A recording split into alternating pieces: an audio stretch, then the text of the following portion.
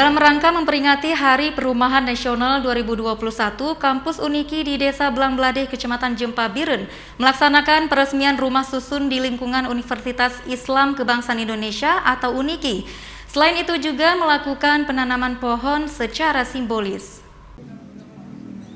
Rumah susun ini diperuntukkan khusus untuk mahasiswi yang berkapasitas sekitar 240 orang dan diprioritaskan bagi mahasiswa dari luar daerah. Pihak kampus Uniki Biren juga menyiapkan 2 kamar khusus untuk mahasiswi disabilitas dengan ukuran kamar sedikit lebih luas.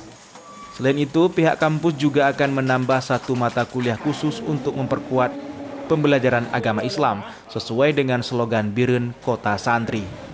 Dalam kegiatan ini juga dilakukan penanaman pohon untuk pelestarian lingkungan yang sangat besar sekali manfaatnya di saat situasi pandemi COVID-19, di mana manusia membutuhkan oksigen yang segar. Dengan adanya pohon, manusia bisa menghindari berbagai persoalan seperti adanya cuaca ekstrim dan pemanasan global. Pemda Biren berharap dapat dibangun satu lagi lokasi untuk rumah susun bagi para mahasiswa putra agar kampus Uniki nantinya dapat terus berkembang di dalam memberikan pendidikan bagi anak bangsa. Dari Kabupaten Biren, Musriadi Ainus melaporkan.